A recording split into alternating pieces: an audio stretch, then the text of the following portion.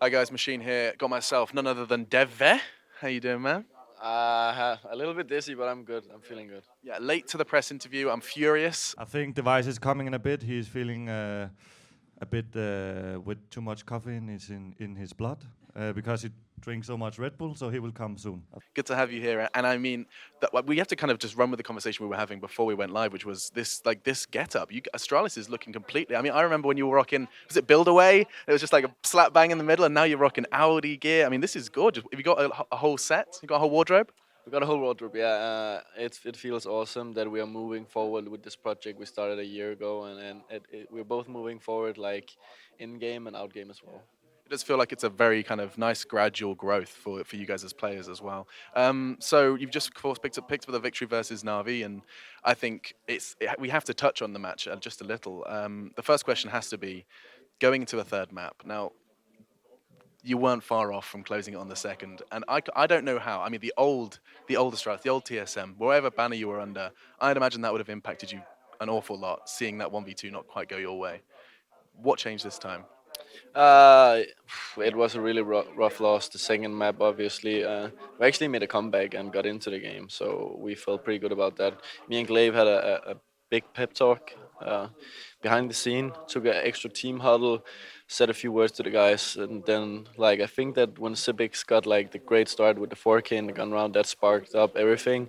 We actually lost to anti-egos on Dust 2, so I feel like we could have closed it even with a bigger margin. But in the end, yeah, I think that the old TSM or the old Astralis core with Kerrigan and also Cajun would have had a bigger problem. And that's just, what do you call it, like the process we've been going through as a team since Glaive joined with our sports psychologist and with how we're working on the mentality side of the game has just improved a lot.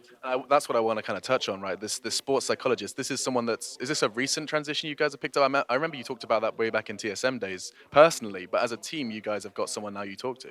Oh yeah, for me, I started already in 2015, but that was more or less like reading books, writing a lot of notes, speaking a little bit with someone. This started right when Kerrigan actually got kicked. A little bit before that, when he got replaced, we started working with her, and she has just helped everyone on the individual basis, and she's helped me a lot and with how to motivate and Glaive as well to like not stop believing. And I feel like we're a complete team at the moment.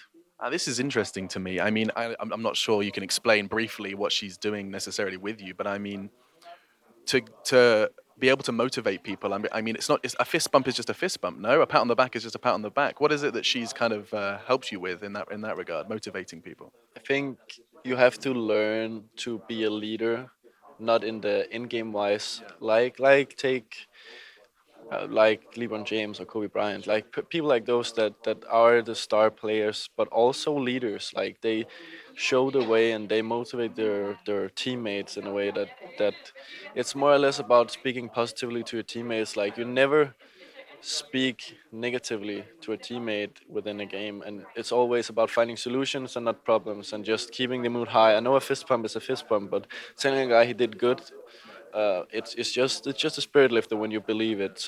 When it's not fake, you can obviously do it like the fake way, and it gets kind of cringy. But if you do it with real passion, if you believe it, it also affects the teammates. So it has to be genuine. It has to be genuine positivity and avoid the negativity. I mean, negativity is a necessity, right? You have to. I mean, criticism and feedback is still important, just out of game. Was that what you would talk about? Oh yeah, I mean like practice games and in general how we prepare and stuff like that.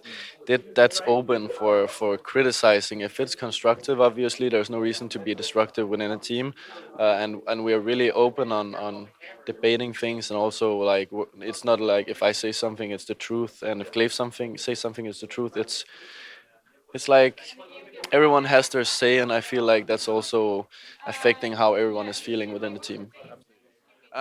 Okay, so just you talked about preparation. I think it'd be interesting to talk about this boot camp because you guys have been boot camping pretty damn hard. I mean, every photo I see nowadays tweeted is like you guys in that what looks like an empty warehouse. It's like five PCs in this huge warehouse. Like you've been going hard in the prep, like working, like almost living together.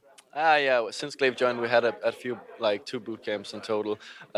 It's actually where our office is gonna be, and it's where we're gonna be.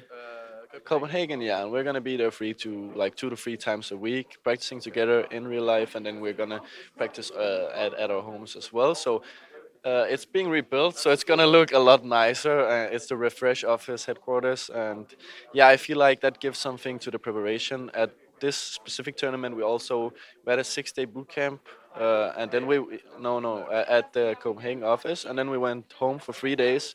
So everybody got like the home feeling and not being on the road for like a lot of time, and I feel like that helped us as well. It helps me sometimes to just being able to practice from home and chilling, before traveling. Like be in your own space. That's interesting. So is that something you're moving towards, like completely, as in there is home time and then there is work time. You go to work, treat it like a job. I mean, I know that it's been tried in LCS, but this is genuine. You're going to try and do the 3 days a week and not play at home, or still some time at home. We're gonna play at home as well, but it's more or less about being as effective as possible. You can maybe play like 10 hours a day, but if only three of them are like constructive and you're getting something out of it, it doesn't really matter. But yeah, we like the idea of when you're at home, you're free from playing if you want to.